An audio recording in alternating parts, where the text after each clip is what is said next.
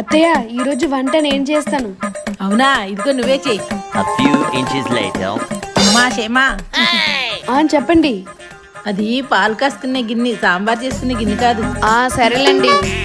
షేమా, చెప్పండి. స్పూన్తో తిప్పితే చేతి మీద పడుతుందమ్మా, దానికి గట్టి వాడాలి. ఛీ కర్మ, పొద్దున్నే ఎవరి ముఖం చూసానే ఏంటో. షేమా, చెప్పండి మళ్ళీ ఏంటి? రైస్లో 2 గ్లాసులే నీళ్ళు పోయాలి, ఎక్కువేస్తే శుద్ధపడిపోతుంది. సరే అమ్మా, అలాగే అమ్మా, మీరు చెప్పినట్టు పెడతానమ్మా. షేమా, వచ్చేసారు. ఉల్లిపాయలు చిన్న చిన్నగా కోస్తే బాగా మగ్గుతుంది.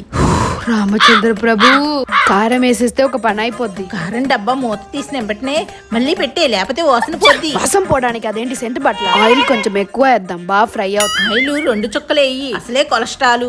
ఏ ముహూర్తంలో ఈ వంట మొదలు పెట్టాను. ఉప్పు కారం ఎప్పుడు సమానంగా వేయాలి, అప్పుడే కూర రుచిగా ఉంటుంది. వంట అయిపోయిన వెంటనే గిన్నెలన్నీ తోమేయాలి. కిచెన్ ఎప్పటికప్పుడే నీట్ గా ఉండాలి. తడి చెత్త పొడి చెత్త వేరువేరుగా ఉంచాలి. ఇంకా చాలు.